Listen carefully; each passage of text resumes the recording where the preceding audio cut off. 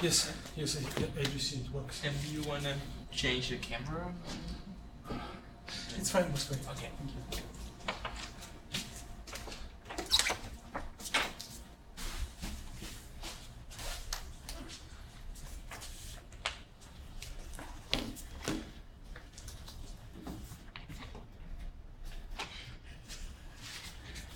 Did John Herberger release you to go, or you disappeared without permission? No, I finished my presentation that I have. Today? Yeah, it was the only presentation, so we got done earlier. Oh, okay.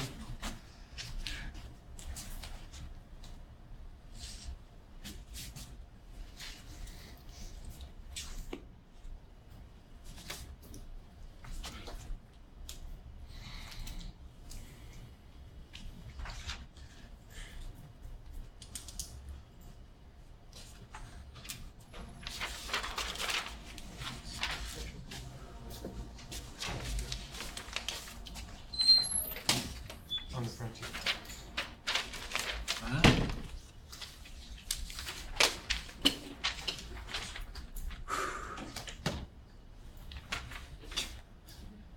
I didn't announce it broadly, but you will be the only special guest unless rumors went around. Sorry, Thanks what? for coming. Oh.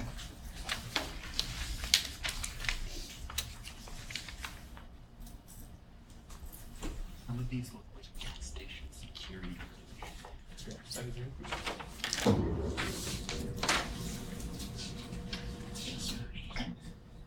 The rest next.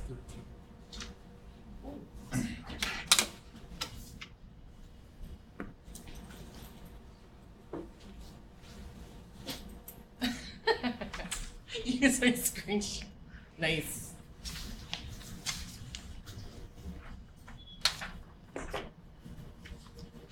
I don't know if it encourages you or discourages to connect online next time. It's okay. Are we going in this order then? Huh? Are we going in this order then? One through. Yeah. Okay. Good morning. Good morning. Oh, yeah. Where are you? Good listening.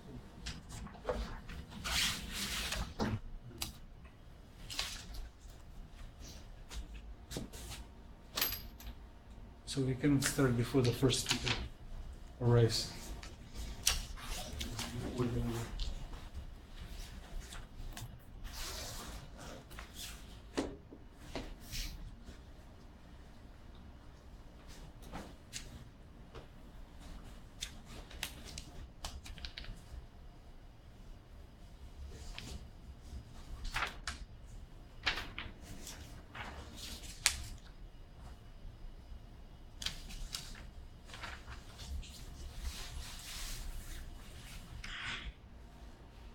Can you check with Meda, Kweeni, and the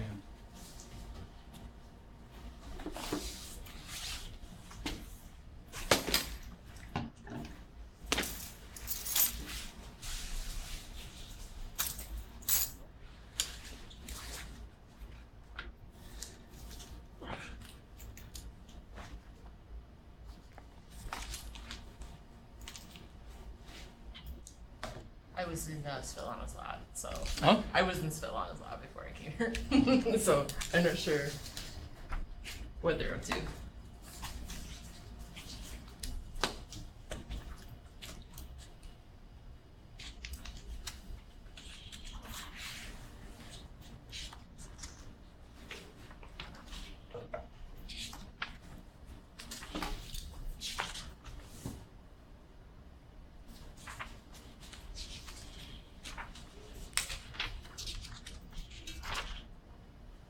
Yeah, many thanks for submitting. Ah, you're the first speaker. That's me. I'm late. So you. And there are some- Huh? Well, we are constantly under. Your surveillance. Yes. Who else is missing? Sudipto. And Anas.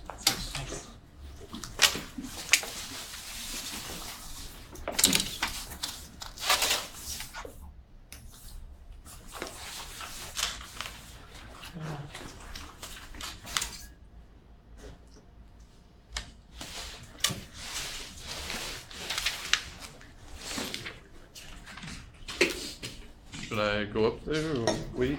I'll announce you like as a special speaker. Look at this.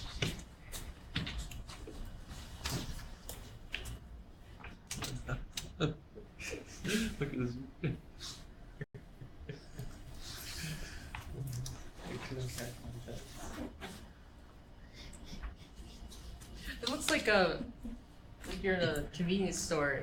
And Yeah. Well, yours is pretty good. I know. Okay. Oh, how are you? I like Anasis though. I think Anasis he's is good. my favorite. So we are meeting on the Sudipto, right? by now.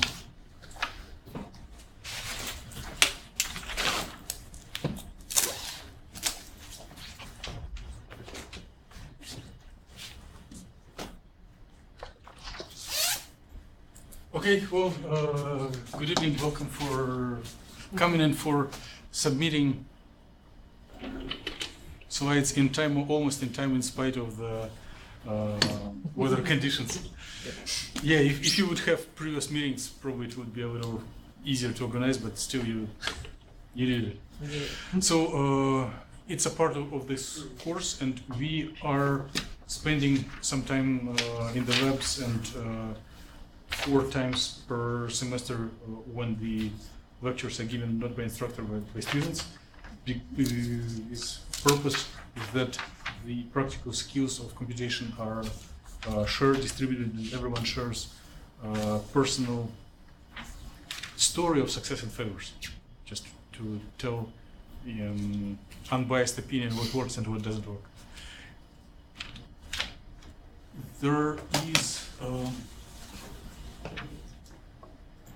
list of things, and we will have your presentations entered into the list. And today's presentations will be on the subject of building atomic molecular models from different aspects, because without this step you cannot go further into actual computational chemistry. Here is the order of speakers. Please try to follow the schedule. Ideally, if you can do it in 3 minutes, it will be so nice. Anyway, it is not always possible. There will be some questions that will prevent you from being too quick and give floor to the next speaker. But brevity is not bad. If you can do it in brief, do not hesitate. So are we shooting for less than 10 minutes?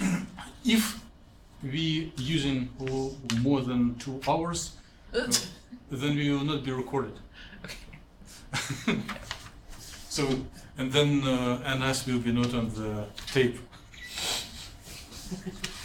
So, I do believe that each of you have seen Microsoft Windows and PowerPoint before, right? Since you are preparing, but just in case you didn't, all your slides are placed on this desktop. They are numbered in the order they appear, and I typed in your names as good as I can.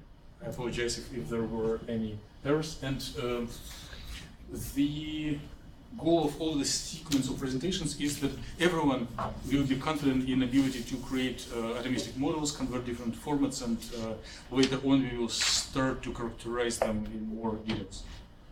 So with this, I would like to invite the special speaker. Please. Mede? Erickson? Erickson. Yeah. I'll launch your stuff here. And you know, in PowerPoint, there is a button to launch it, right? So here is an advancer and... Yeah, which one's the beam? Do not focus on our eyes. Yep. And then you're saying this is go left to right of the slides. Yep. And if it doesn't work, just use keyboard. Perfect. Okay. Hello, everyone. Picky about where you point at. Huh? Picky where you point at. Go to advance the slides. And do you have to go to the computer or some other source? I think towards the computer. Okay. You can practice it for a couple of seconds. Yeah, no big deal. The floor works too, apparently. And here is another screen, so you may decide if you like to be in focus or you want to hide from it. I think this is perfect, actually. Hello everyone, my name is Erickson. I'll be discussing with you just the first steps to get into a Linux interface. Is that the right way to word it? Okay, and we'll be using MobaXterm. I know we've used it already, but we can go over it. I highlighted the URL for what he had presented to us in the past, and just for clarification, we want the free version for all you rich people out there. We obviously hit the download button, and we want the portable edition. That's what I went with. You're gonna get a zip file, and when the folder starts up, somehow extract it, and then the two files that are in it tend to be this one and this one. You just double click on the MobaXterm personnel. We've done this in class. It's been phenomenal. And then using the information we will not talk about, I was able to log in. Okay. And what had happened, as you can see, it's very complex. I'm not someone who likes to code. I get very bothered by a lot of this. This is just a language that is just irritating to me. If you put an S where it doesn't need to be, it says an error. Put a B, what should it be? It's a criminal act. I don't know why. So with all this being said, this is the interface that we see, and I will just give you some brief comments on what we can do with it.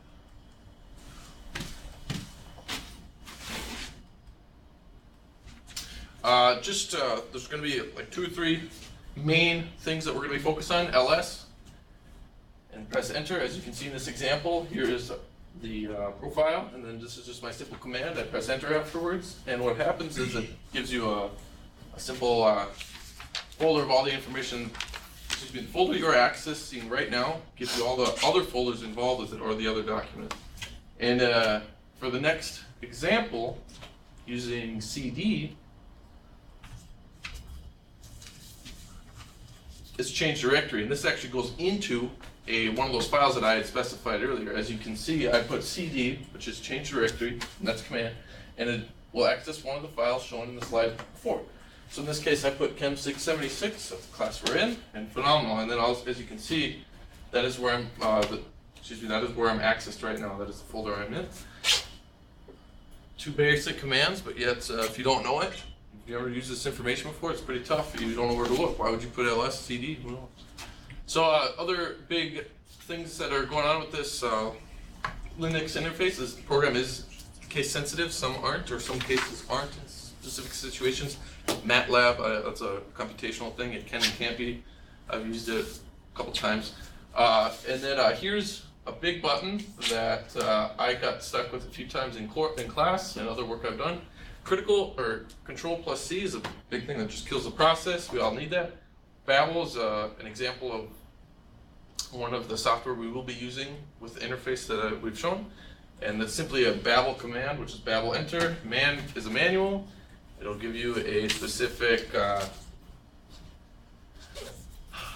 it'll give you help on software that you're accessing, such as BABEL. So manual BABEL will give you the help you need.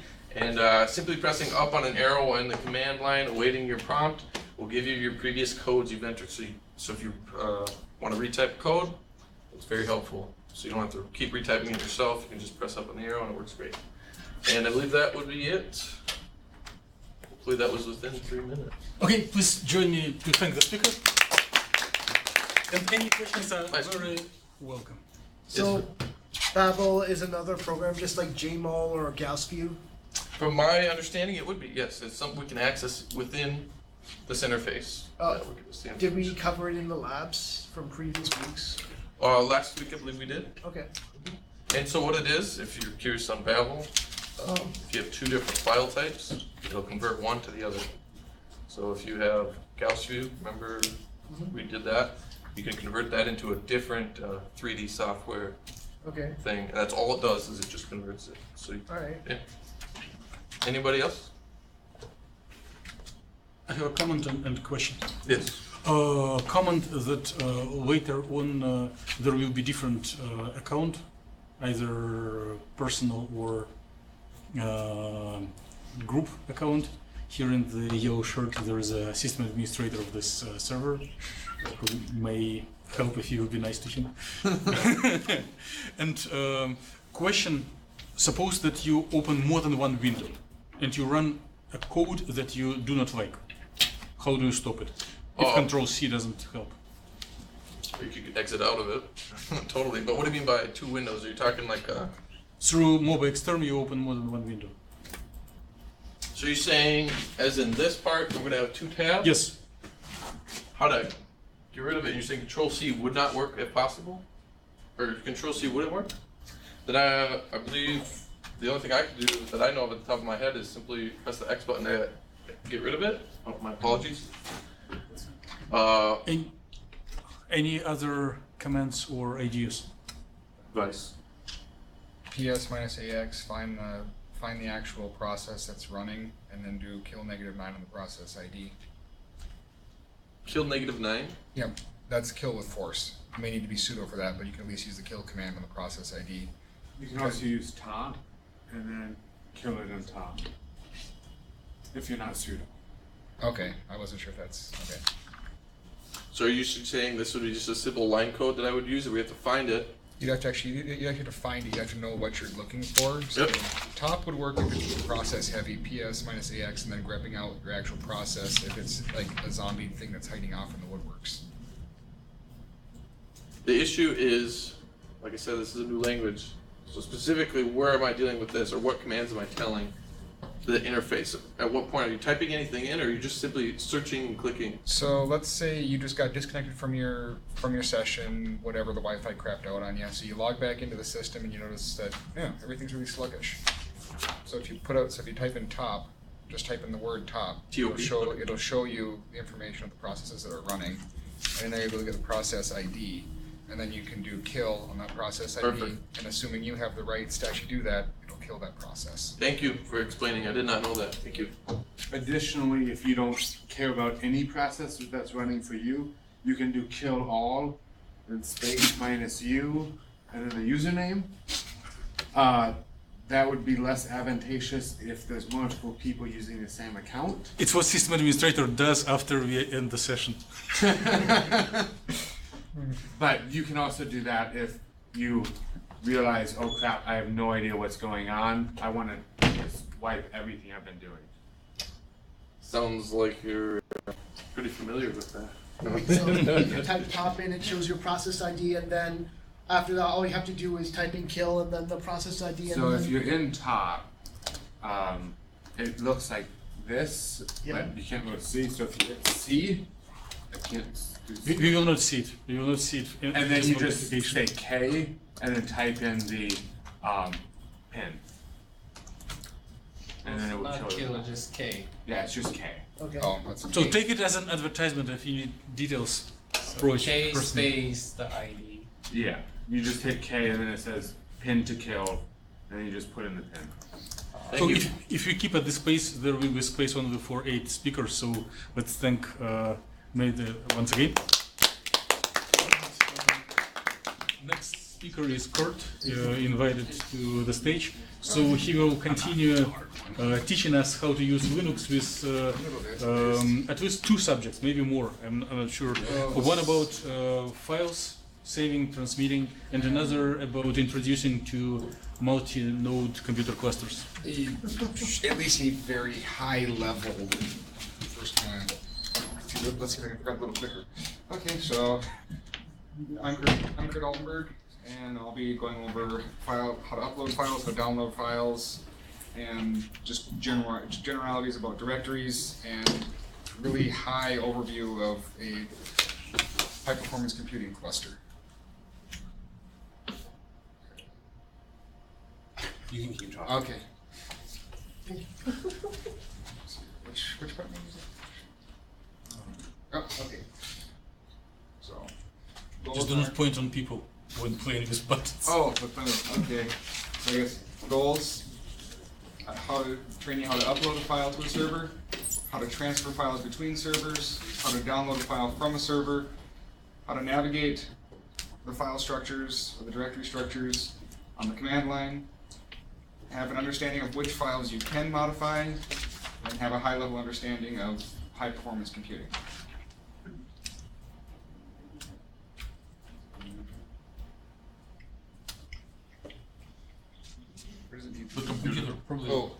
series. And if it fails, just use keyword up, arrow up, down. You have the context menu open. Oh, That's why. okay, there we go. Okay, navigating a file system. So we'll go a little bit further into the list command. ls minus a will list all the files in the directory. ls minus h will make it human readable, and ls minus l will give you a list. So rather than having it scroll all the way across your screen, you get this nice setup here. And I guess we can go into. And while we're up here, so this was ls minus lha. So you get all the information you possibly can on this. It'll tell you the permissions of the file and directory and tell you whether or not it's a directory or a file. This, in file permissions, this first letter here is the, I'll tell you whether or not, if it's a D, it's a directory, if it's a dash, it's a file, and if it's an I, it's a symbolic link. The first set of 3 letters, the RWX, stands for read, write, or execute, and that's the owner of the file has the first 3 letters. The next 3 letters are the group, and the last 3 letters are it's just anyone can access that. So execute is more like if you have like an application that needs to run, if it's a JavaScript, if it's a piece of PHP.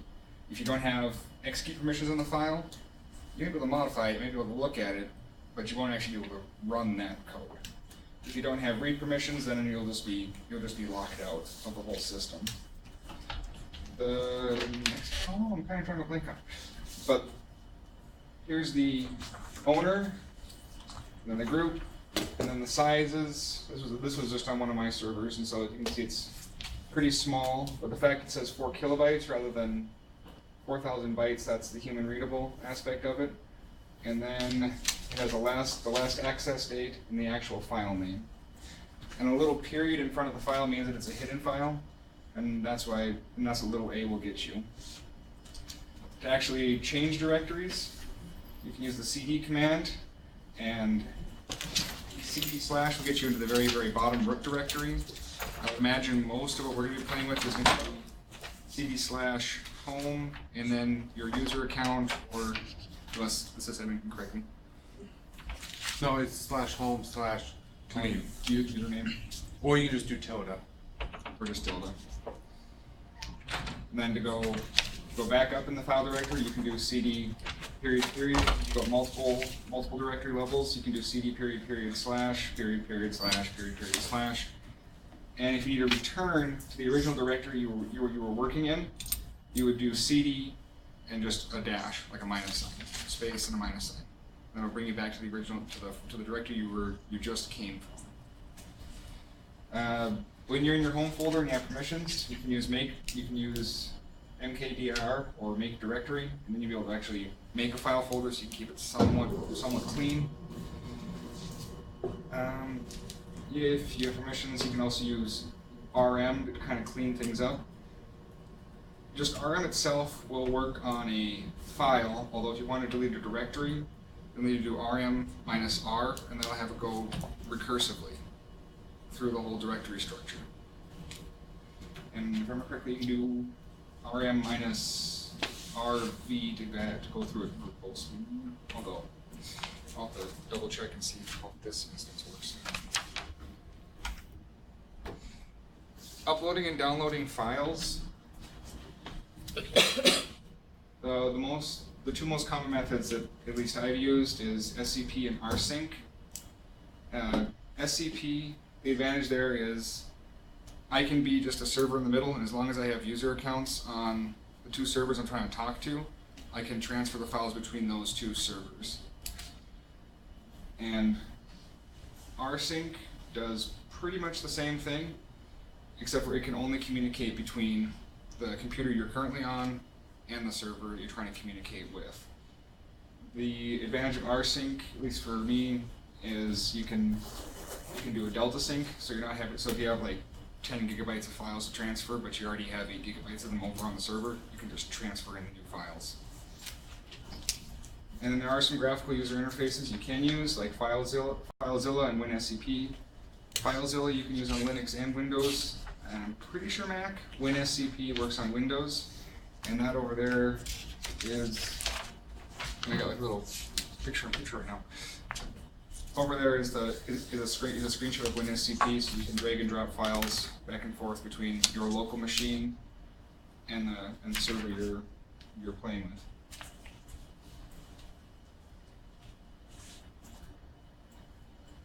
And this is just two examples here. So the first one is an rsync example, and that was done between my local box and a development box. But you can see it sent 57 bytes, received 12 bytes, and had a transmission rate of 19.71 bytes per second. Total size 1.67 kilobytes. And that's what it looked like if it succeeds. Secure connection protocol, we've used that, but you notice how long the string is. So this was sent while I was on Spider 5, and it was between Dev 5 and Dev 1. So as long as you have the accounts on both the servers, that's the advantage of using SCP, is you don't actually have to be logged into all the boxes or try to bounce back and forth between your local machine and those servers. So here,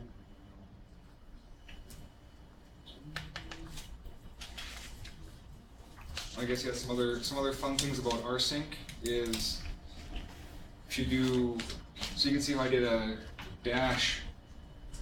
I have the arguments of A, V, Z, H, and E. A is an archival argument that says, or an archival option that says maintain the original permissions that were on the files as you pull them across. So if the owner was root, the owner is going to stay root, and the group is going to stay root. V is verbose. So it tells you every single file it's sending across as it's sending across. So if you start seeing like 10,000 files that you didn't actually want in the web server directory, you can do a Control-C and cancel the command. Z is a compression command. That'll help save you a little bit of space. Let's see your H. H is again human readable, and the E option is actually the one that lets you use SSH with rsync.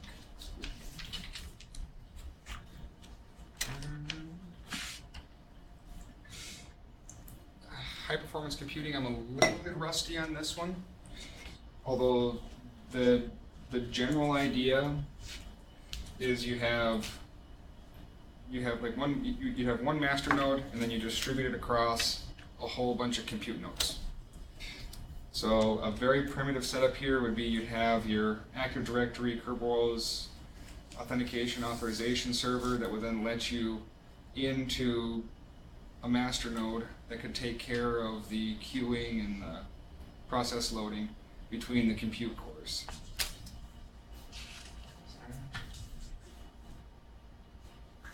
And also the master core would have something similar to like Zabbix or another monitoring agent on there, so you could identify hardware faults and swap out hardware as needed.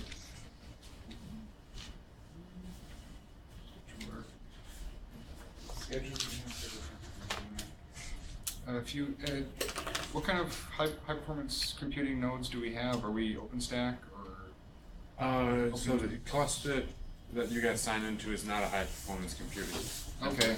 It's just a single node. Okay.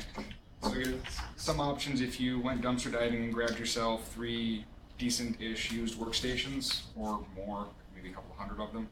You could use OpenPBS, which was actually developed by NASA. Then you have OpenStack, which is another open source option. I don't remember the whole history on that one. I think that was IBM, wasn't it? Originally. OpenHPC, Oscar, and I know we used to have a Beowulf cluster on campus, but I'm not sure if that's still around or if that's just ancient history.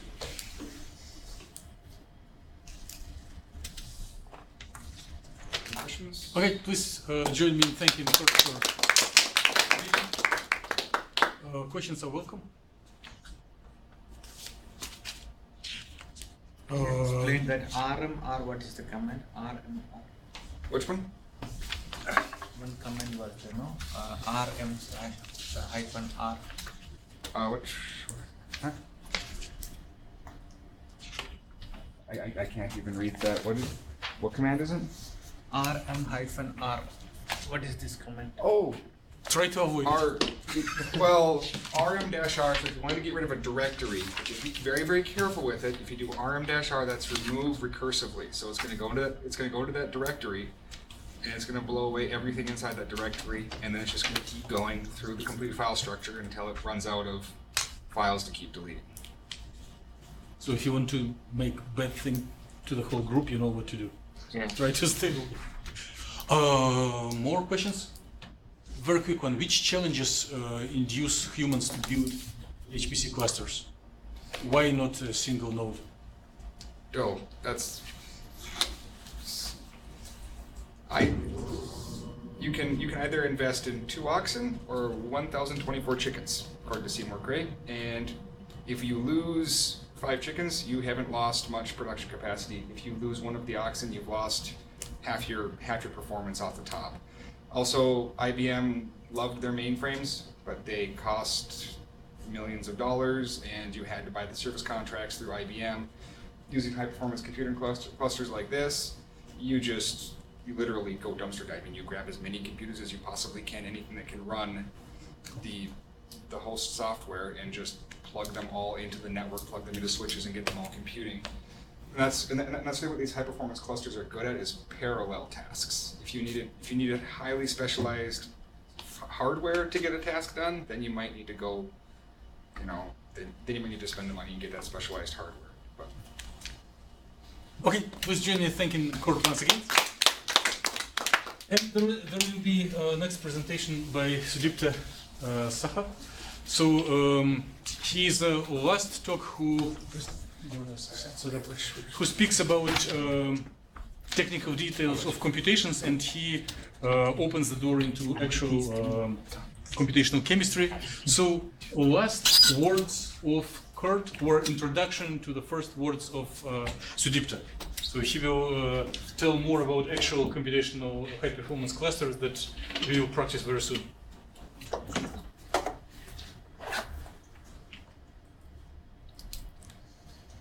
Hi, this is Saha. I'm going to talk about how to submit jobs in high-performance computers.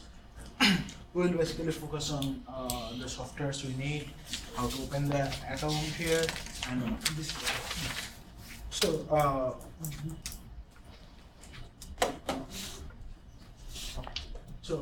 before we start, we know that our high-performance computer is in CCAST, and in the CCAST we basically have a resource manager that divides the total computing resource into several small groups, and there is a scheduler that basically decides which job should be started when and how long should it take and this type of stuff.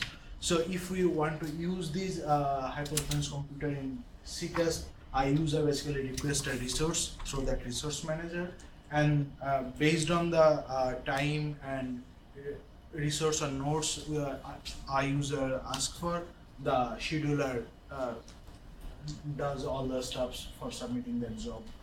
And in that CCAST we have only one cluster, that is called Thunder, and in that Thunder cluster we have 53 computing nodes and 2 logging nodes, and with 5 queues, and these 5 queues are basically based on the wall time. Wall time basically means the amount of time a user asks for doing the simulation, and the memory he is asking for his simulation. And based on these things, basically there are 5 different types of queues, like default or big memory or DEVIL or small, short, this type of stuff. So in our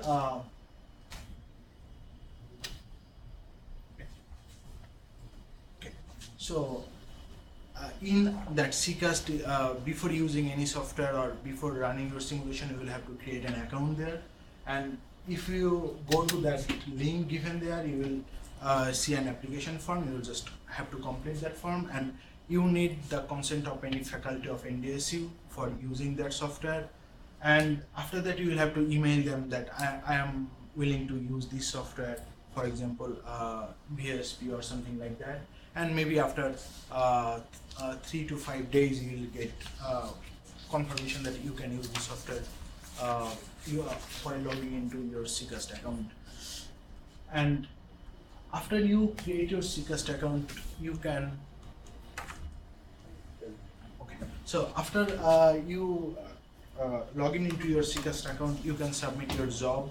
And for submitting your job, you basically need one input file and the PBS script. That PBS script basically defines the resources you want, the amount of time you want, and this type of stuff. We'll discuss a little bit more about the PBS script. And both the input files and the PBS script should be on the same directory.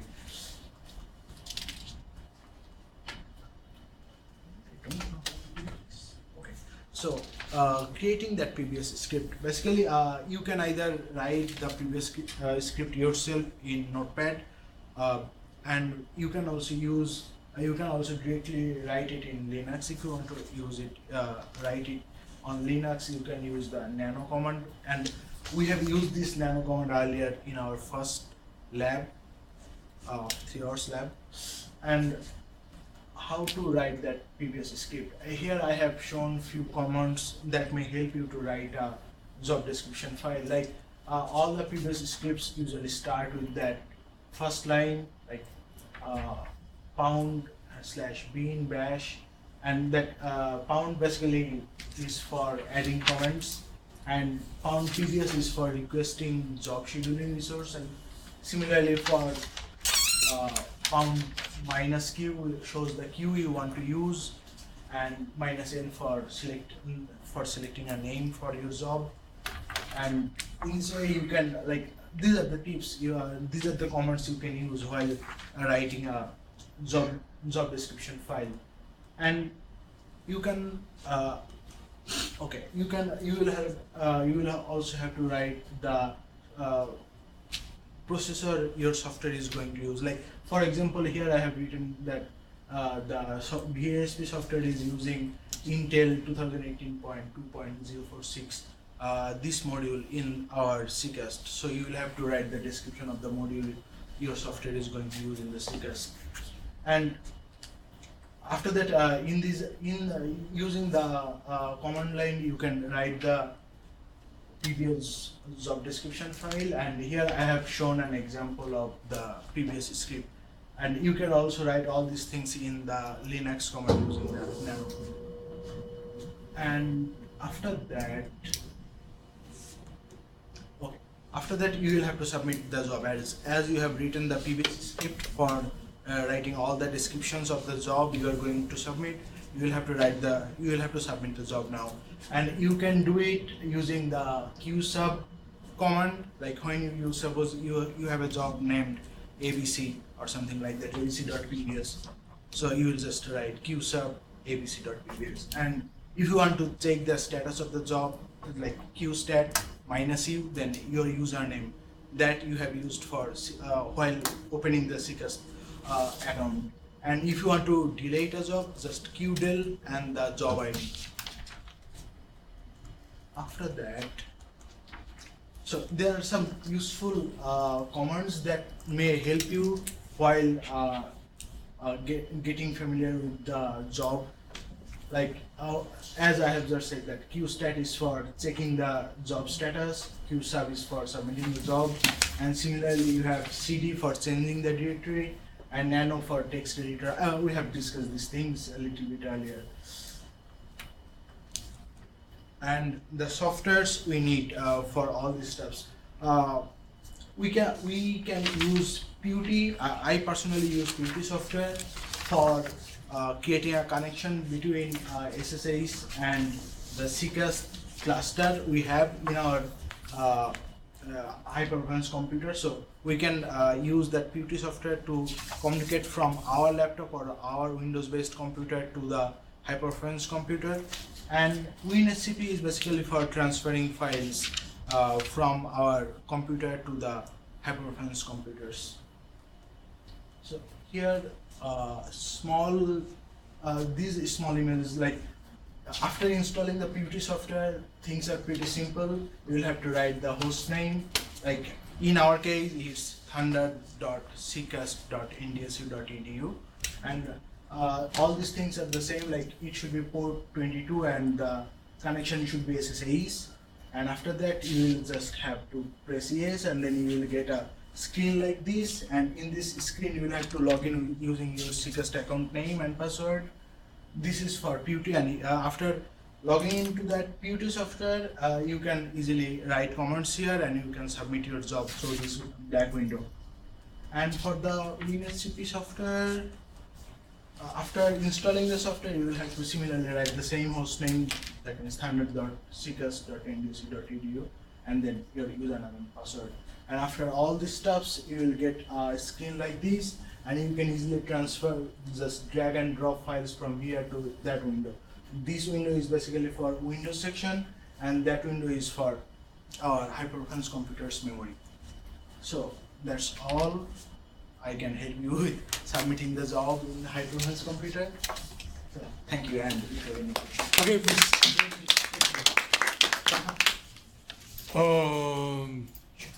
It was the first, the second.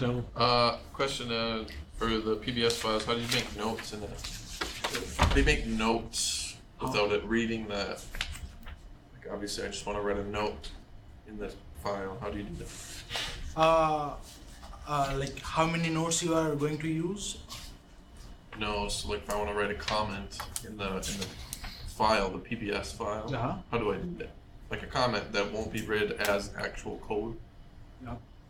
Do you know how to do that? Maybe I didn't understand your question, I'm sorry. Can someone help me explain? Pound in front. Oh yeah. Is it double? Is it a double pound actually? 1 pound is sufficient. Oh.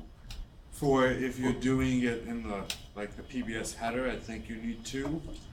But if you're just putting a comment, you just need 1 pound. Any more question? How do you do the B command stuff? When they kind of write on the instead of like going to the site to open files, you can literally write on the command window. Linux command window? Yeah. How do you do the? I think there's something called the V or something, type V. How to write in that command window? Like edit the file in that command window. So when you give the nano command, it will open up a window for writing your commands, and after that just control X, and then you will have to press Y and then press enter. Then after writing all the things you want to write, you will have to press give nano command, then it will give you a window. You will write whatever you want to read, right? And after that control X, then Y, then enter, then that will be saved. Questions? I have a question. Can you connect to CCAST from Photon? I have not used that. Do you think it is possible? Maybe. Yeah. Okay, so you just type SSH and with all credentials. If no more questions, let's thank Shaha once again. And the next presenter, Ben Jeffrey, will help us to deep and dive into activity related to true computational chemistry, to building models that are prepared for characterizing molecules.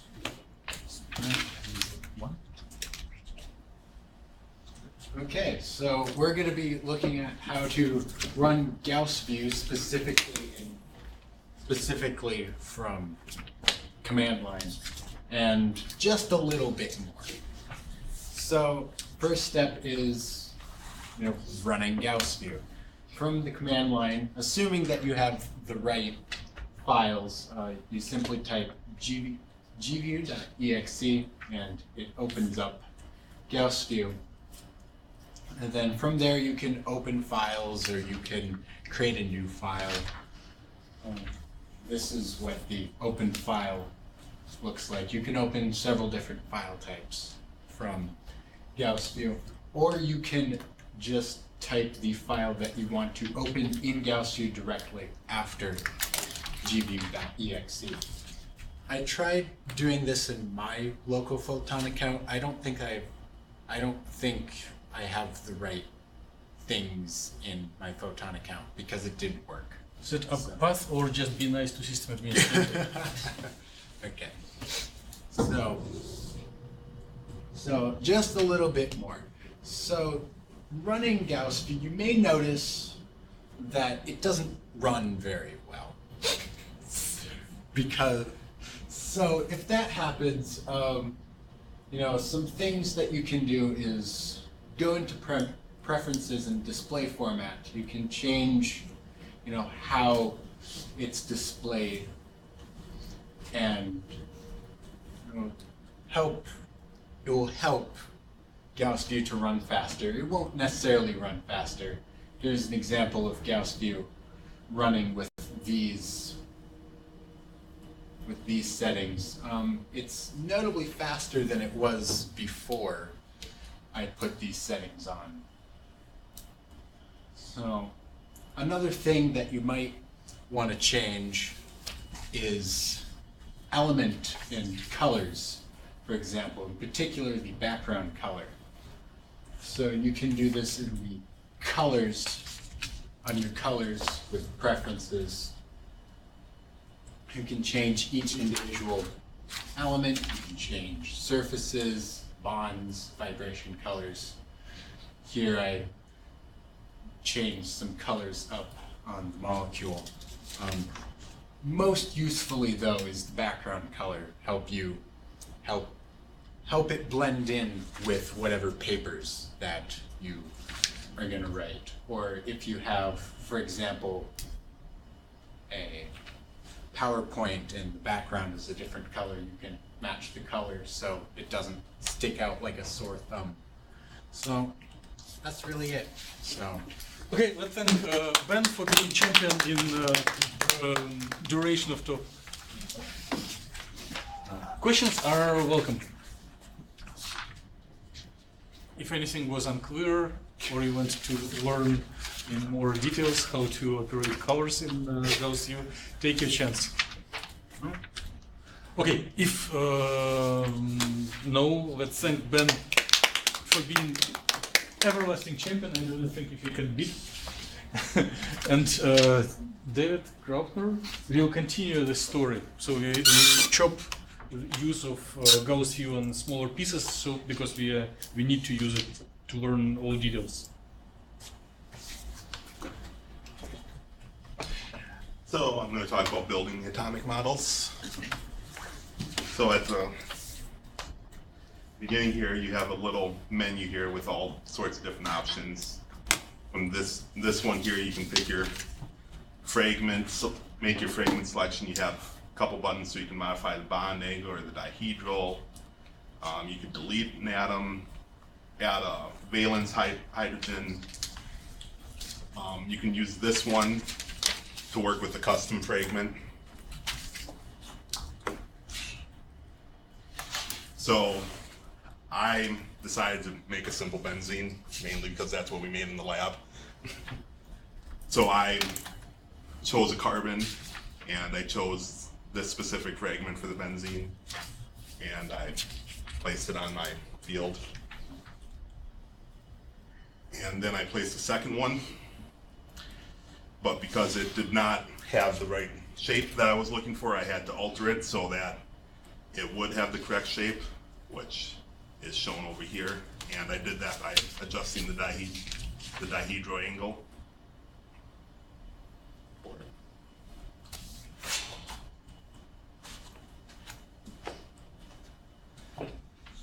So I continued this until I had all my 6 carbon atoms.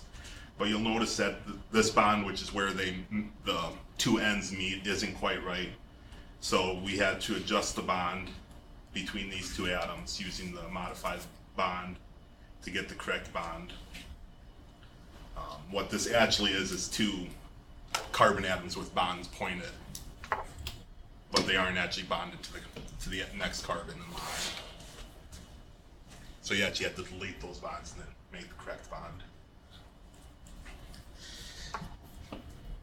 So then moving forward, you can select other atoms. In this case, I picked boron. And if you look at it, you notice compared to the carbon, when we were making the benzene where the carbon was blue, I selected the hydrogen over here. So now when I click an atom in here, this hydrogen is what's going to replace it. So by clicking on this, what was the carbon atom, it becomes this hydrogen in the boron group. So then another way you can access all these elements is by using right-click on your menu. And then here, I chose the add the valence option. What this do is it lets you add additional hydrogen atoms. So I put an additional 2 around the boron, plus I put 1 on another hydrogen, just so you can see what it does.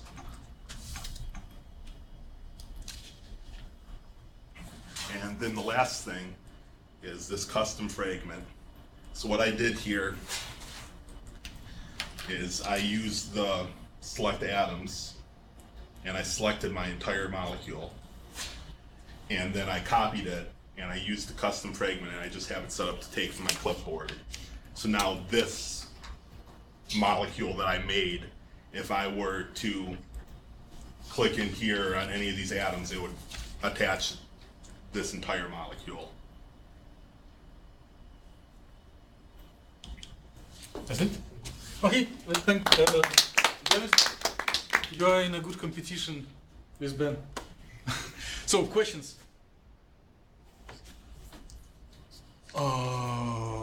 Questions are really very encouraged and welcome. I have one. So, when you already partially answered it, but can you present it slower? Sure. If you select 2 collaborators, maybe Ben and Gage or Ben and Levi, to draw donor molecule and acceptor molecule, and they send you .com files with geometries, and you want to place them at a certain distance in one simulation cell, how would you do it? Well, you would start by placing one of them on your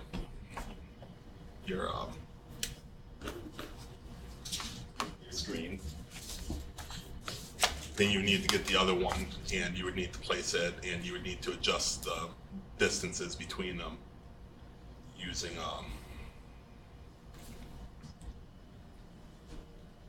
just the distances and the angles. So you would just do copy paste?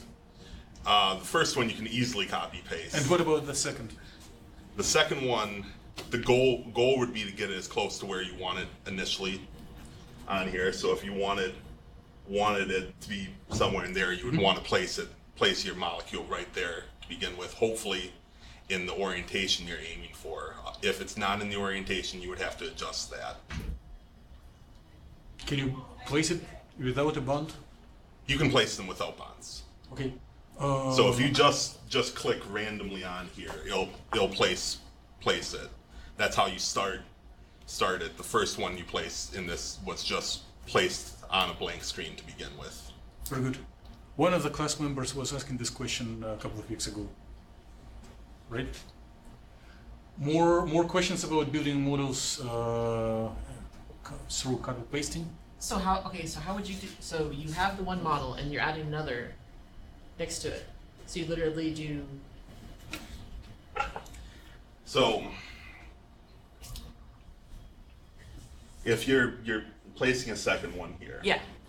So the way I have this aligned here, and yes, isn't the nicest example because it's just a random That's thing fine. that I made. But if I were to click right here, it would place this entire molecule with that carbon atom where I click. Gotcha.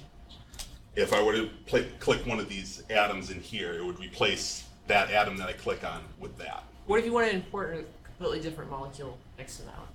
So you would need to have the molecule inputted in here. The way I got this one in here was I just copied it to the clipboard. So if you could open it up, copy the entire thing and put it in the clipboard. What if it's not in your library? Or what if it's not a molecule? What do you do if it's outside of what you know? Like it's really big and how do you put it in there? Do you have the XYZ coordinates? Yeah. Yes. Then you just make a dummy input file, and you can copy it into the clipboard. Okay, very good. How many molecules can fit on the clipboard at one time, do you know? I do not know. You know, Levi? 1. Or at least to my knowledge. You might be able to do more, but it's easier to just open several windows and then copy them in as you need. Okay, more questions? Okay, let's thank David once again. And now we are much more safer with the schedule. If you keep it this pace, everyone will have chance to speak. So next presenter is Nathan Walker. Who is walking to the stage, and he will deepen our knowledge in preparing atomistic models with gausview software.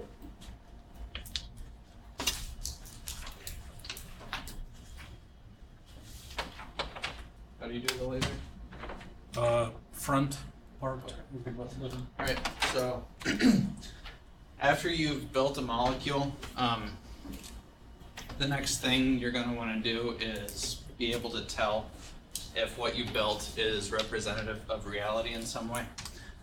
And to do that, you'll usually submit it and have some software package do a bunch of calculations and then tell you, or not, it won't tell you directly, but it'll see how accurate it is, then it'll move things.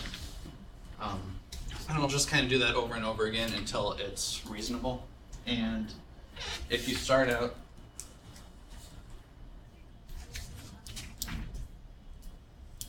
with a small atom, like a small molecule like this,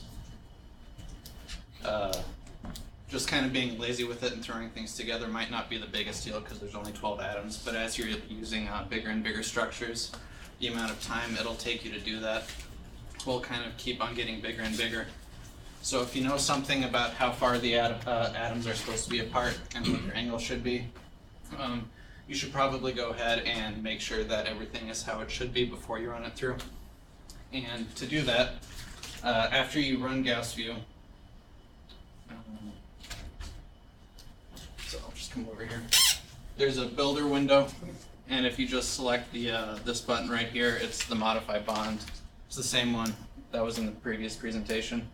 It'll bring up this window, and in addition to modifying all the bonds, like types of bonds, you can also adjust this slider, and it'll change the length.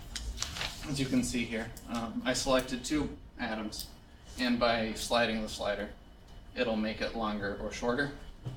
And then once you've made sure that all the atoms are the right lengths from each other, the next step is to modify the angles.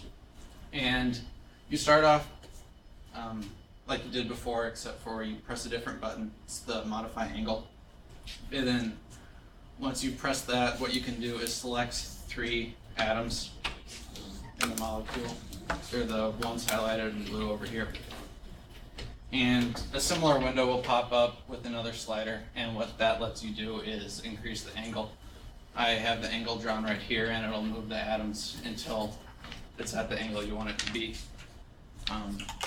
And one useful thing is that if you look over here, take a closer look at the window, it has 3 drop-down boxes, and you can configure those in certain ways so that it'll move one atom and leave the others stationary. So here I have atom 1 and atom 2 fixed. That's these 2 atoms. And then I have the atom 3 set to rotate group. And what that'll do is as I move the slider, these first 2 atoms will stay where they are, and the third one will move to make that atom, that angle work out. If you notice here before, I only had atom 2 fixed, and the other 2 were set to rotate group, so that moved both of them at the same time. But you can just use that to target whatever atoms you want to stay where they are and move the ones that you want to move. Then after that, you can also modify the dihedral angle. It's the option to the right of the modify angle. And what that does is it lets you select 4 different atoms this time. It's hard to see which ones I have highlighted over here, but it's these 4.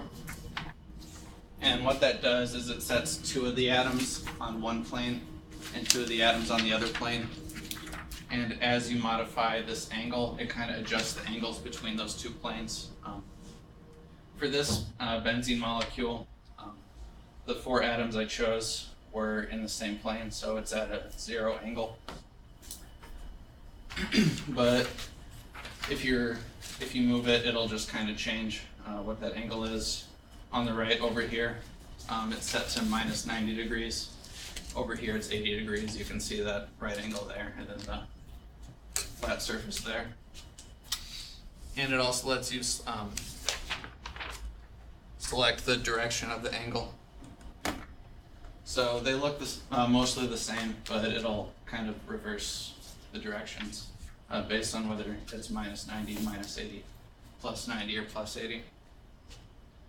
But that should be it.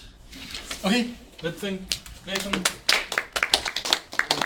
And other do not leave. Maybe there will be some questions. Yes. What program was this? Was this I was in gausview. So. They look different. Maybe it's the background. But if you do not like the background, ask Ben. He will teach you or repeat his teaching how to improve the background. More questions to Nathan? So all this was in Gausview, right? Yes, it was. If you want to change a dihedral with everything bonded together, how do you go about that? What do you mean with everything bonded together? So like your benzene, if you wanted to change it from benzene to like cyclohexane that's in the chair conformation, how would you change the dihedrals? I actually don't know. Can you answer to so if it's all bonded, gausview won't let you change it because it can't modify multiple bonds at once. So you just remove bonds and then you modify it how you need, and then you can just put the bond back. Okay. More questions to Nathan? If no, let's thank him once again. And the next presentation is by Gage Winger, and we will complete the practical skills of using gausview with his presentation. So if anything is not yet clear, Gage will teach us and prepare questions if any. Okay, so this really is just a continuation of those last few presentations. Now, I could have decided to just build this benzene molecule, but there was already an option in there, and I didn't really want to. Well, at that point, I didn't really want to force it to do too much. So what I did was just took all of these atoms and just kind of randomly applied things to it. Made it look pretty bad, so it can't really be recognized as a benzene. You know, modified the bond lengths, dihedrals, and some angles in there. So, and that's not really useful for anything because that, for all practical purposes, isn't benzene. So, you know, ideally what would happen is you don't mess with it like that, and you just built it, and then you just try to figure out what it's supposed to look like. So what you can do is you can just open the right click. You right click it and open up the calculate menu in the calculator setup.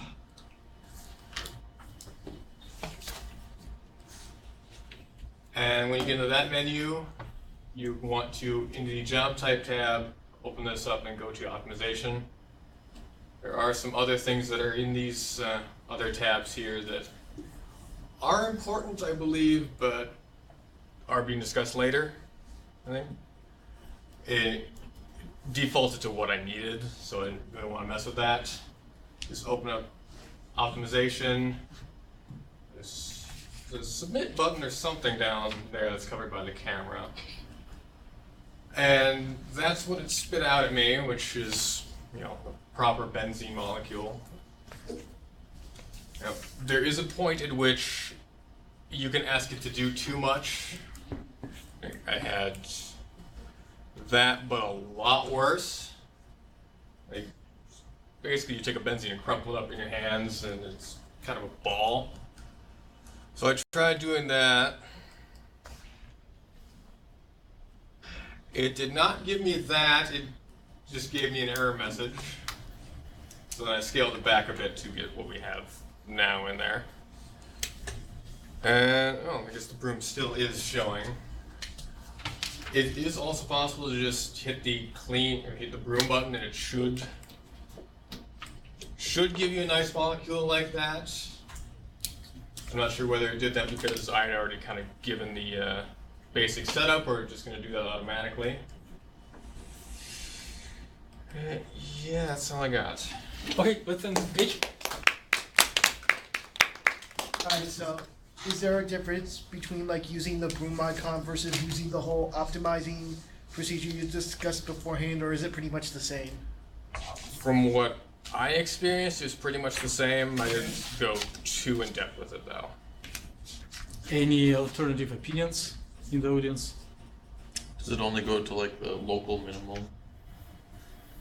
I mean, the difference between the two ways of optimizing. So the perfect question. Please keep thinking. I'll try to bring in one more question that will probably help us to wrap minds around it. When you follow your procedure and click submit to your memory, what does it reply to you? I think it told me to save it. Yes. So what does it save? Your input file. Your XYZ coordinates. Optimized. I don't remember off the top of my head because I ended up with like 5 different tabs of this open. But it saves something, right? The checkpoint or log? No, it's .com, it's input. It's input file. But so when you attempting to submit, before doing that, it asks you to save. You're absolutely right. So what does it save? It should be saving what you put in before clicking to optimize it. Yes. Where it is saved? Just saved to the directory I had open. How does it look like? If you had curiosity to look at the file. Probably it asks you for the name of the file and you blindly click just to repeat whatever it was. But then if you look into the directory, there should be a new file, right? I think so. What is your opinion and impression? What is inside this file? You already told it, just repeat. What should be inside there is the input file that you have before it optimizes it. Mm-hmm. Plus? And the optimization? Plus request, what you want to do with it. Okay? It's really, if we need to reduce the course in 5 minutes, then it is what Gage is teaching us. Right? So input and geometry and request. So going back to question of Kevin, is anything saved when you click on the broom? I don't think it's asked me that, no. No, so they are very different. When you do the submit the job, it actually runs actual Gaussian, actual computational chemistry software. When you do the broom, it just follows some intuitive ideas how the optimal bond length should look like. So it may give some crazy nonsense. Okay, so when you optimize it, it actually saves the file you're working on, whereas as you do the broom, it doesn't save anything you've worked on? Yes. Okay. More questions to Gage? If not, let's thank you once again. And from now on, you are certified experts on using gausview. So now the goal, I apologize for not asking this question to any of the previous 3 speakers, but I'll ask and answer myself. What was the goal to build the model? Because later on we need atomistic Cartesian points to characterize, right? To start actual characterization. But before we're doing it, and we will do it in the next chapter, there are some additional baby steps to learn how to process files before or after computational jobs, to be confident with different pieces of software, which like in the machine shop you have specific tool for each operation. And next speaker is Kweeni. So he will teach us how to convert files generated by different computational chemistry software, right? Yes.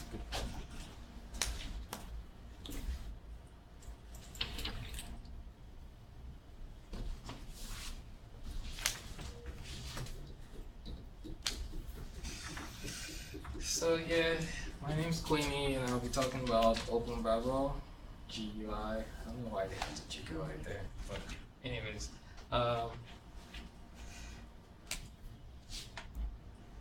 So this is what the program actually looks like when you the user interface when you first download it and launch it.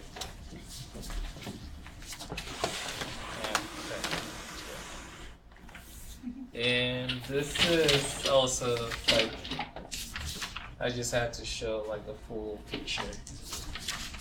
Alright, so what does Open BABEL help you do? It allows you to convert from one file format to the other. Like for example, I've given you the Hyperchem format, which has an extension, the hint to the Gaussian, which is GAU, and Avogadro you have MoL and MoL2 into the Cartesian, and then you have smiles to ChemDraw and so forth. And this is the site you usually go to download Open BABEL. Usually you just hit the download button there, and then it takes you to some other link where you can download the Open BABEL software. And some advantages of Open BABEL, you can the convenience of converting without the actual software, so you don't have to be on Gaussian to convert to another. If you don't have Gaussian and you want to convert your files to Gaussian, you can just literally use Open BABEL to do it. And easy accessibility of Open BABEL, you can go to the website and just download it, and it has a number of formats to convert. And optional properties for more accurate conversion. And disadvantages is super glitchy and it crashes a lot of me when I'm using it. I don't know if it happens to you guys, but whenever I use it, sometimes it just freezes and then I have to wait for a while before it comes back on. And converts formats, and me and we've been having some problems. I converted once using Open BABEL, and my compounds, my molecules are actually chain molecules, and it couldn't really interpret the whole 3D coordinate as well, so it ended up having atoms just collapsing on themselves, and I had to go in and start making some corrections of the output file I got from it sometimes. But it depends on the size of the file you have. And it doesn't have all the formats, I feel like. So this is how you use it. You when you download the Open BABEL software, you click that first part there to select the initial format of the file you're trying to convert, and then you you click on that to select the initial format of the file you have, and you click on that to find the file in the directory, and then also click on here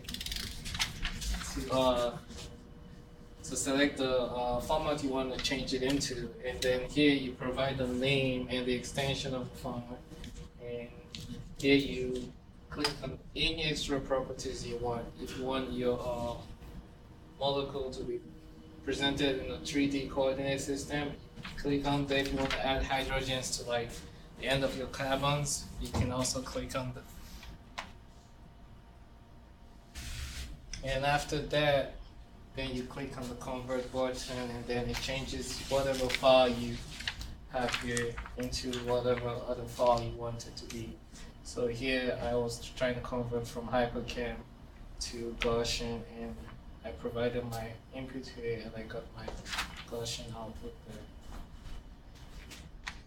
And that is it. Thank you. Okay. Questions? Sorry. Does it spit out what you want it to? Yeah, somewhat. How do you know when there's a, like, How do I know when there's a mistake? Well, when I mean, I can't really read it from like the Cartesian coordinates or some other thing on there. I just have to like maybe see the 3D representation of the program first and kind of like look at it, and if it doesn't look right, then I know something's wrong. More questions? I have one. In class, we were doing the command line Babel. Yeah. Right? So what are the advantages and disadvantages of the graphic user interface Babel compared to command line? I feel like that one is faster and less glitchy. It doesn't freeze. I don't know. Which one? The command line Babel. Okay, so probably advantages of GUI is that you can use it immediately. Yeah. Navigating, and command line that is less glitches, and another one maybe that one can write scripts that will call this command line Babel as a like executable, and you can tailor parameters and do it in like cycle or forking several times. Okay, can we convert collectively a number of molecules together instead of one? Can we do that?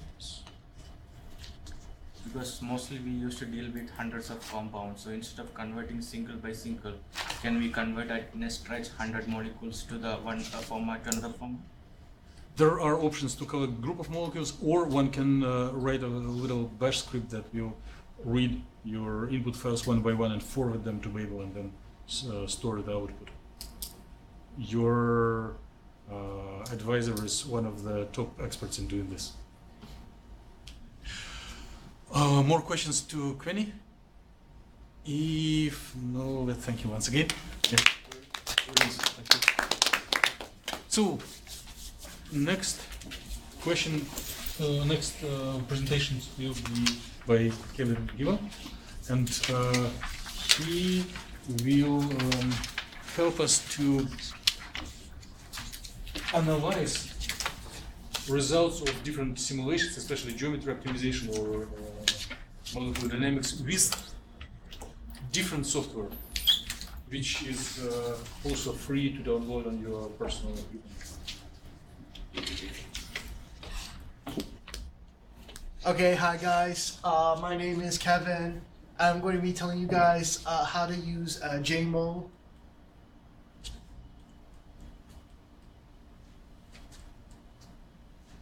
Okay, so JMOL is basically an open source Java-based 3D chemical viewer, which basically you can use to look at chemicals, what the chemical molecules that is, how to measure distances and angles between them, and so on and so forth. So you can go to this website to download JMOL, then you like download the zip file, and then you basically extract the files and place this file type anywhere on your computer. That's it. Downloading JMOL is pretty quick and easy.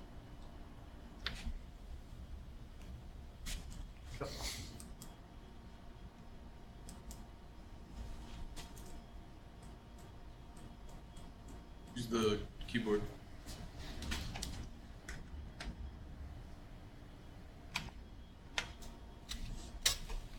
Okay, so like opening a file in JMOL, this is, I'm basically opening this file in MobaXterm. For this example, I'm opening my file in Dmitry Kilin's personal directory. I suspect that when we get our own accounts, we'll open this in someplace different. But the process is basically the same.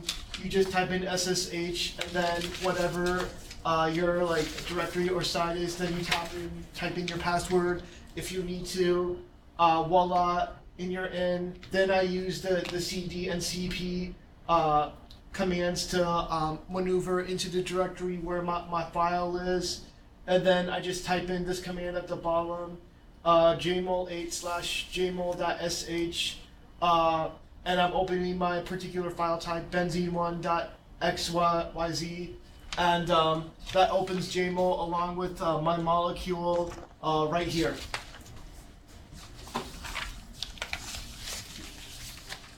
Okay, the first thing I'm going to go over is measuring. So the first thing you can measure in JMOL is distance. So after you go to measure and click distance, then this menu pops up. When that menu pops up, you just basically click the two atoms you want a distance for. So for this example, I clicked this molecule here and this molecule right here. Then I hit OK, and then it showed me this distance right here. For an angle, I just clicked 3 molecules, so then I hit angle there, then I click this molecule right here, this molecule right here, and then that molecule right here, and then this gives me an angle of 120 degrees. And then same thing for dihedral there, except for dihedral, you select 4 molecules, and then it'll give you that corresponding distance.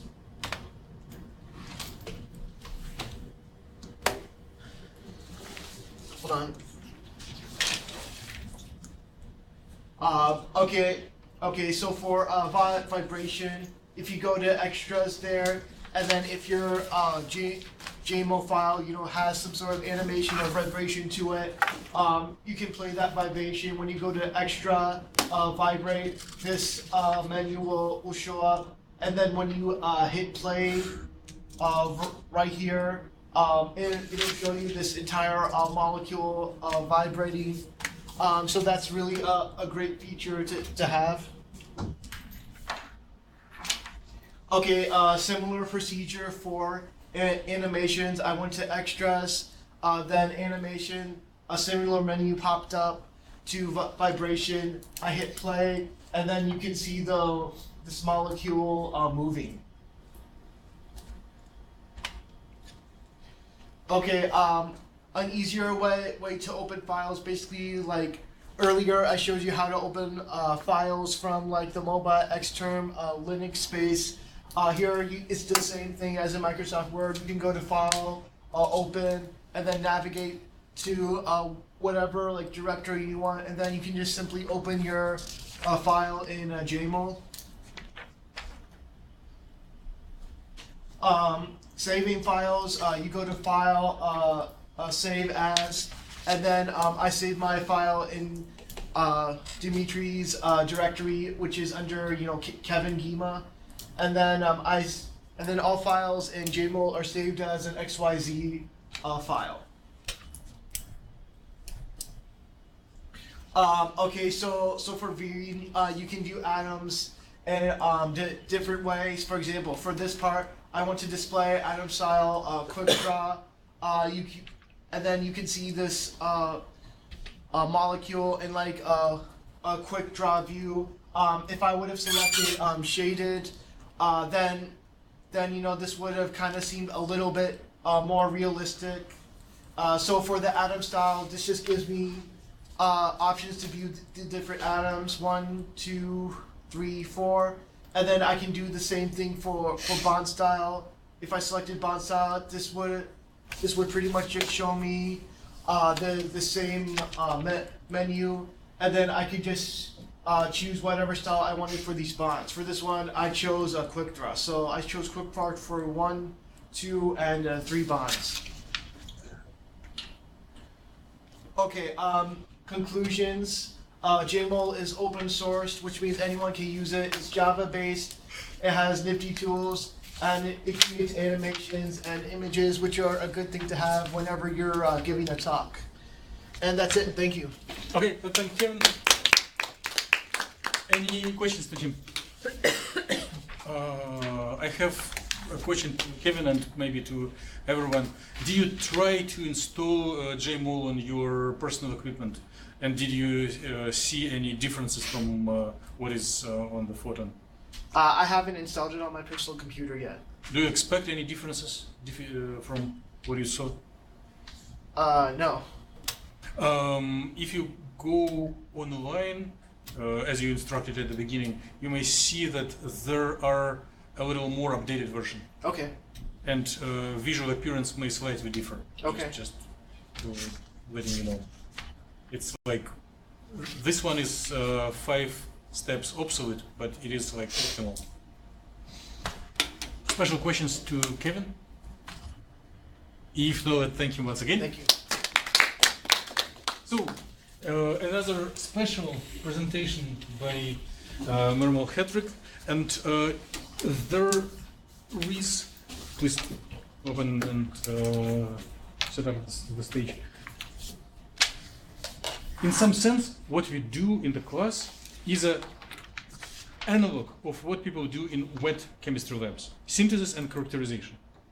So what we do today is mostly synthesis. We prepare, and the rest of the course will be characterization. Some molecules, some models that we are going to characterize are too complicated for human being to draw. So one may either borrow it from another humans or directly take it from nature. So there is a experimental methodology, so-called X-ray crystallography, and you may advertise a course in X-ray crystallography and explain how one can get models for future characterization without drawing anything. Thank you. So to extend what Dimitri is telling us, Angel is having a class. He's in chemistry. He's our X-ray crystallography guy. And second 8 weeks in March, please sit in his class, join his class. They will be talking about monoclinic structures, one-on-one, looking at different faces of crystals and understanding the basic nomenclature before he starts getting deep into the theory. So, open to everyone, please come and do this. So, with that said, thank you, Dimitri. Go ahead and get started on today's talk, making use of crystallography data for creating input coordinates. So, let's go ahead and move forward. So, first step, there's many databases out there. There's a couple I can think of, but you can find one. They're all over the place. So, pick your favorite database. This COD tends to be the popular one. I mean, I remember doing this when I was an undergrad, so pretty basic. We have some fields here. You can search by COD ID. I have never done this, so I don't remember exactly, you have some ID, you put it in, or you can do even Open BABEL, or Smiles, and I think you might have mentioned briefly on Smiles. Can I make a brief comment? Yes, go ahead. So, a little introduction thrown in between. So X-ray crystallography, when one uses X-ray electromagnetic radiation scattering from periodic structures, is recorded and through Fourier transform is reconstructed into positions of atoms. So as soon as your model is infinitely periodic with repeating cells, the X-ray crystallography has tools to reconstruct positions of all atoms. And typically, if you publish in X-ray crystallography scientific work, you are mandated to provide these coordinates. And there are smart people who collect all these coordinates into databases. Sort of interruption, please. No, continue. but is that related to like the Smiles, those like kind of, are you familiar with that nomenclature then? Because I'm not sure what the Smiles stands for.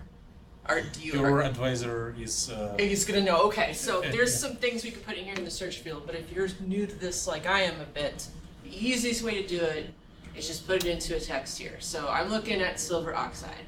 Enter the name, you can go ahead and click send or enter, and then it's gonna bring you to this. Now this looks kind of scary, but it's really not. You have your ID, your .cif files are here. If you were in a hurry, and you didn't care about the spacing group with the cell parameters, you could just go ahead and directly download those.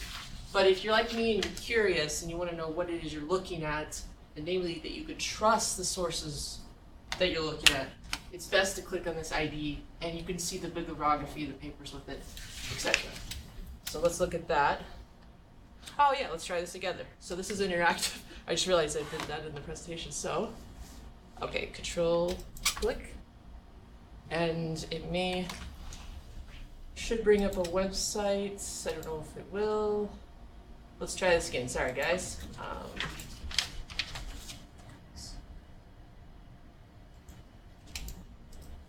Are you holding down control? That sometimes makes it the hyperlink is active.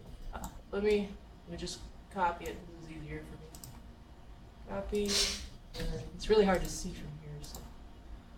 Okay.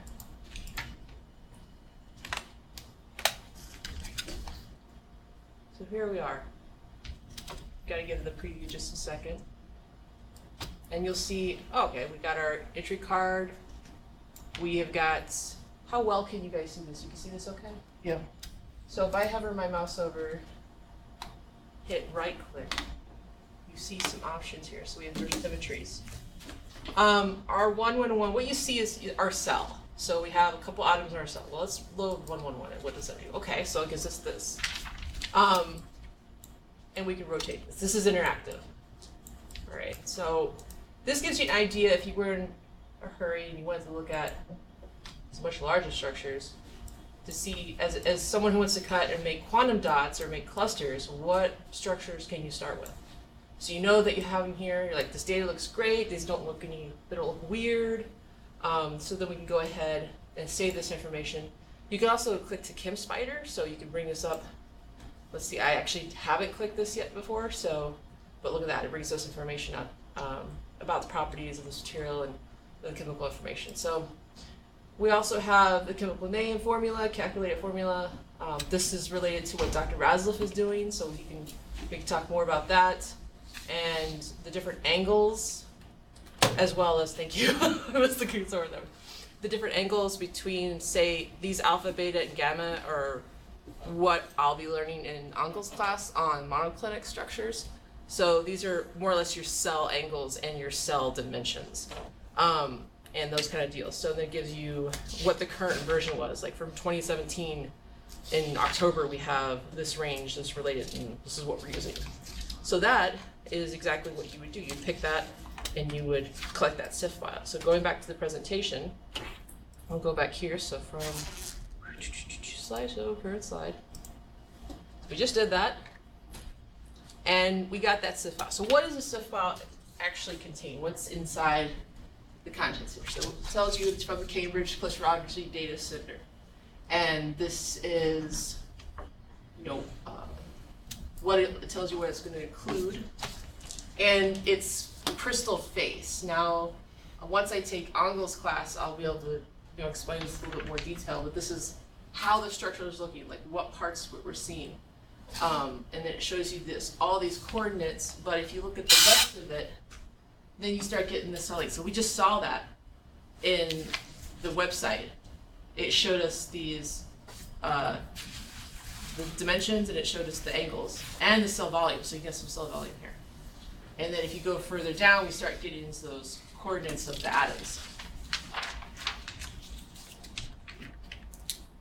So, mercury, download it, use it. It's really, really important. Biggest question is, how in the world do I get these coordinates from the CIF file into something I can build in, say, gausview? Well, your middle man or woman is going to be mercury, because you need to be able to build your cell, you need to be able to cut it, you need to be able to get it in a shape that you want it to, because from the CIF file, it's not going to necessarily be what you want, and it's not what I want. This is too small. If I was going to use this guy and build him in gausview, I would be very displeased, simply because trying to figure out how this would build, and you can add things, but it doesn't produce the same figure, render, same structure or cell that you see in looking at it from the crystallography database. So mercury is our middle guy go-to. So we open the CIF file, we show this 1 unit cell. This next one this is really, really important. You want to go to the calculate function and hit molecular shell, because this is going to allow you to create this shell, to create this quantum dot, this cluster that you're seeking. So from there, this is kind of a little strange, but you'll get this to pop up. That's fine, just leave it there for a second. You need to click your middlemost atom. Now this is a simple structure. You could have something that's a little bit bigger. Maybe I decide this is my centermost atom, or maybe it's this one. But you just kind of pick one that you think works. And then you decide how you want to change that.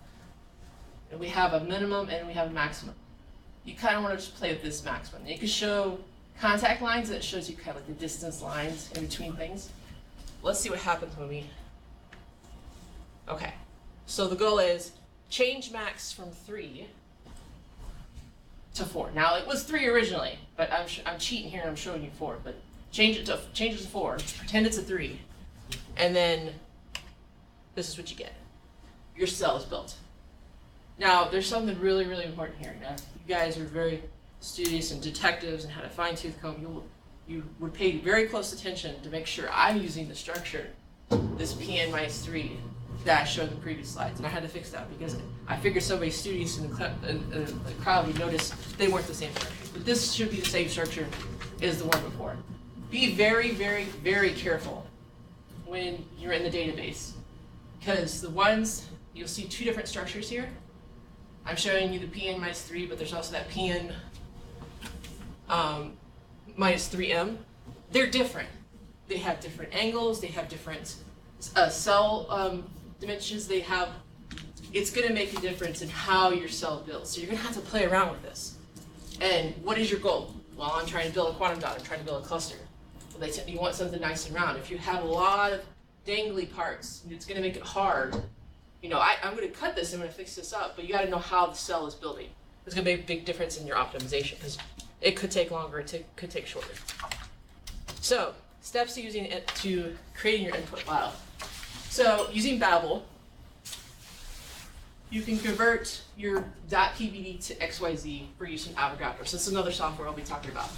So then the ultimate question is, what's gausview compared to Avogadro? What if I don't have gausview? Avogadro is free, okay. And how do they compare? Well, let's open one and check here. Well, now I don't have my laptop with me, but let's take the next slide and see. So this is in Avogadro, and you need to convert to the XYZ to be able to open this. This doesn't look right. Right off the bat, I can tell there's some strangeness happening here with this double bond. Everything looks kind of squished together. The angles don't look right. It doesn't look anything like what I saw before. There are options, and I'm not showing them here, to actually set it up for gausview, or Gaussian to run Gaussian. So you just kind of have to play with that functionality. But if you want to take a look at it and you're not near gausview and you're not accessible to check it out, this is a quick way to do it. But when you're working with a structure that's a little bit more complicated than benzene, this can be a little troublesome. So I crossed out Avogadro. It's no good to me. It might be good to you. You just gotta try it out. Looks like it's not gonna work well for this one. So from here, we convert our .pdb to our .com or input file using BABEL, or if we just open GView, that task can be done for us. But the ultimate question is, how does this structure fare? Is this what we want? Will gausview give us what we need? Yes, it will, because this is much, much better. This is exactly what I'm seeking. You can see the symmetry, you can see the more or less crystalline structure that we expect to see from what we've taken in our JMOL applet when we looked on the database. So from here, as you've seen in the previous gentleman's presentations, you could go ahead and add the rest of your input file. So you have your coordinates, add your header, add your optimization, and then you could run it in Gaussian. There is a helpful Mercury guide out there. Please look at this. And everyone needs to download Mercury, especially if you're going to be dealing with smaller structures and crystalline structures and that kind of thing. And please take Ongo's class. He's going to get some really cool stuff. That's all I got. Okay, then thank the speaker. And do not depart, you may have some questions. Please. So in your CI file, the positions, can you open that slide?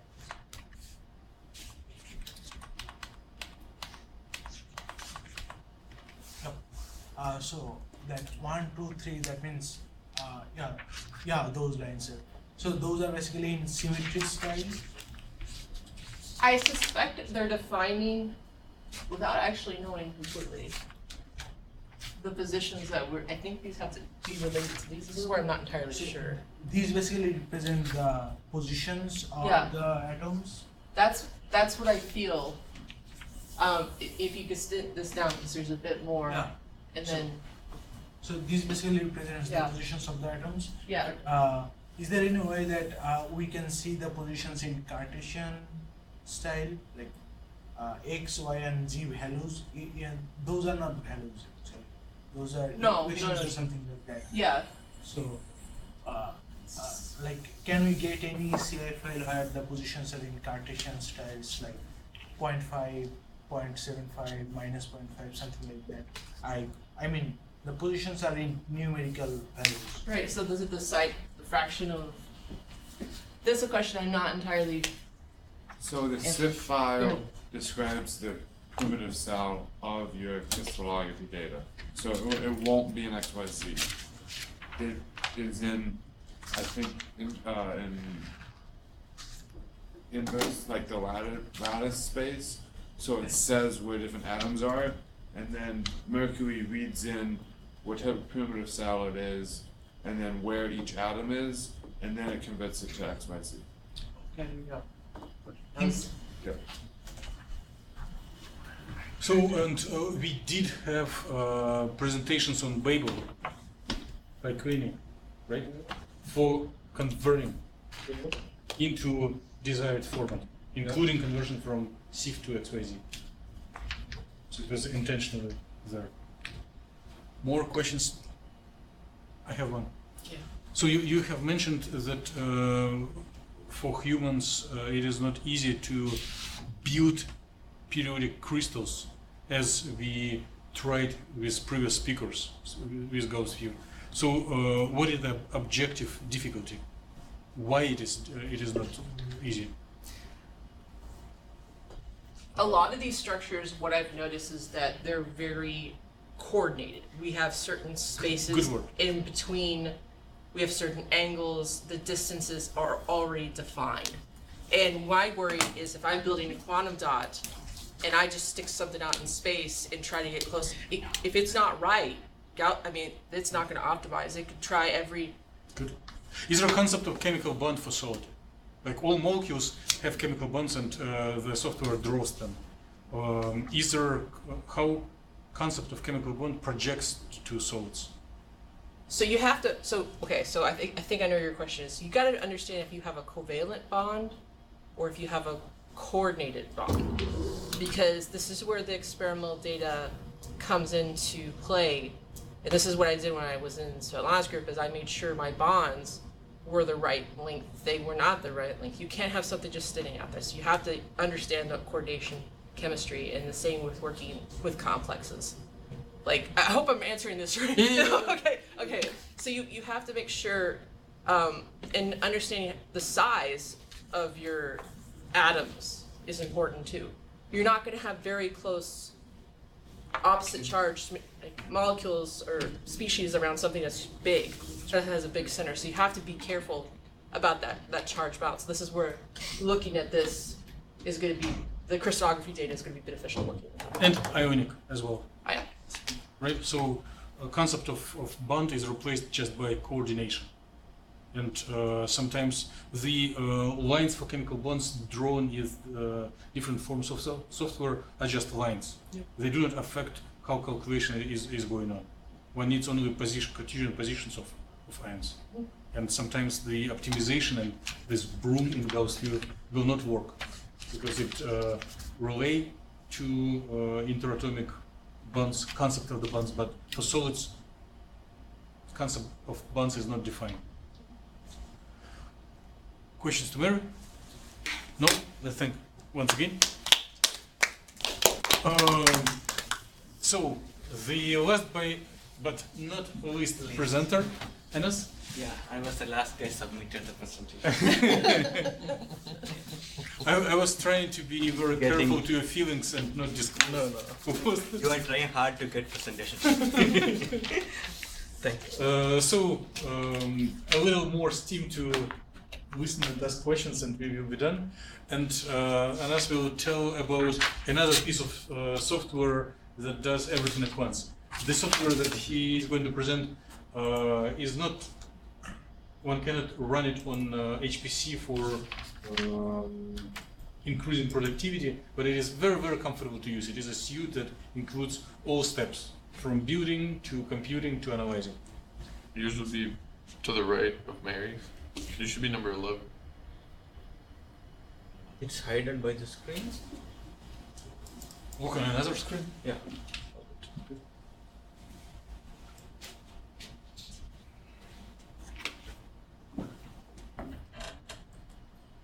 Yeah. So the as Dimitri told, it's a Hyperchem. It's a molecular modeling software which has been widely utilized for building the structures, and it's known for its quality, its flexibility, and its easy of using. And I came to acquainted with this particular software very recently. We were doing a project in our department. Especially, I was trying on the modeling of glass transition temperature of polymer. Made was on the refractivity index of the polymers. So we were introduced with the software by our advisor, Dr. Rasula. Basically, the idea is that we were trying to get model the Cusa properties of the polymer related with the glass transition temperature. So we have to get how the Cusa properties can be modeled by using the quantum descriptors. So we get a lot of quantum properties from Hyperchem. So basically we can draw the many different types of structures by using the Hyperchem. It's a simple process. If you double click into the periodic table present in the Hyperchem, a list of all the elements pop up. You can select the convenient element from that, and you can draw the different structures. You can even draw the complex aromatic, cyclic, all structures. It's the very top.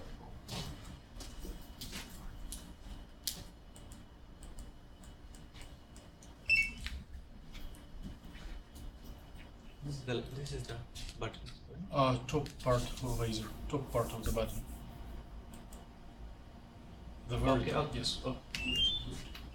So this is a structure we've drawn. It's a phenyl methacrylate structure we've been drawn by using the Hyperchem software.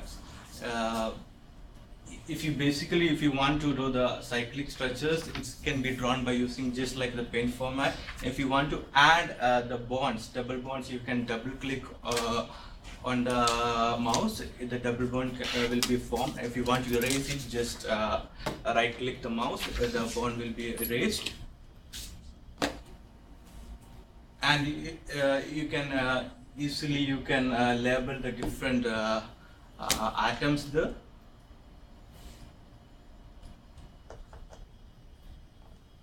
And it's very important how to save the file in the Hyperchem, because after forming a structure, it's very important saving the file. If you click the file menu, you can go for the save as file and make sure that the file format we selected is the HIN format there. And for my particular case, it's phenyl methacrylate as name as given, and it is appear as phenyl methacrylate.hin.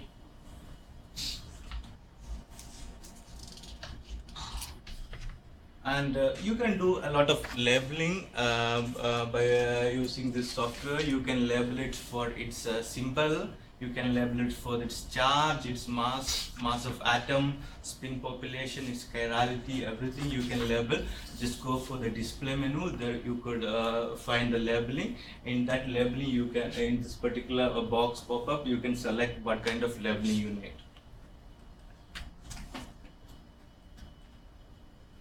And another important aspect of using the Hyperchem is the structure optimization. We know this is for my example, the phenyl methacrylate is the initial structure.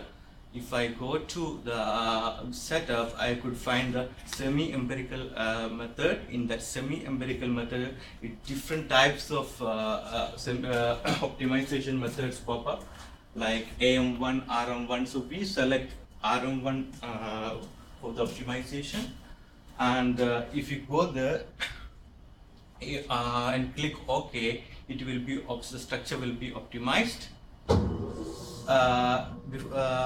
We have to select the RM1 from there, and we have to go to the compute and select the geometry optimization, and we will get an optimized structure. So depending upon the structure complexity, the optimization time will be varying, and we can select the maximum cycle, how much iteration it has to go for the optimization. All this can be played around by feeding the data into the semi-empirical optimization.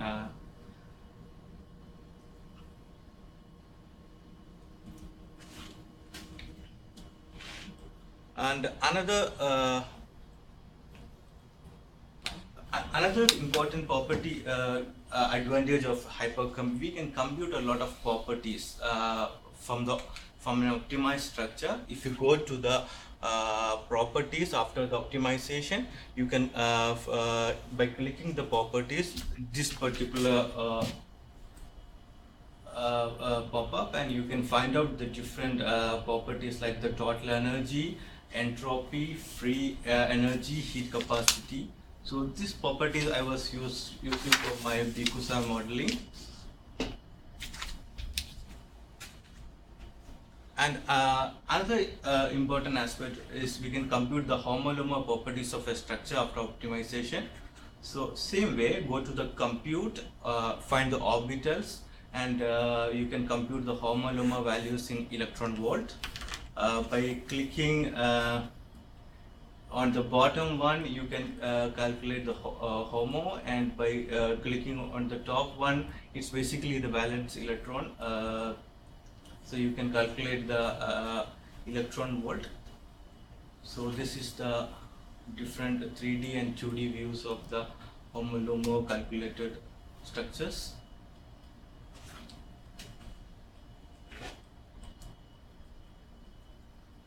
And this is the the QSAR properties, quality, structure, and activity relationship properties can be also been computed by using Hyperchem. If you go into again the compute and QSAR properties, you can compute various QSAR properties like the volume and surface area, log P, polarizability, and mass, and it's very useful for the QSAR modeling. That's all. Thank you. Okay, thanks, Anas. Any questions? Does anyone has Steam for questions? Yeah. So why are you looking at the homolume? Why? Why are you looking at the homolume?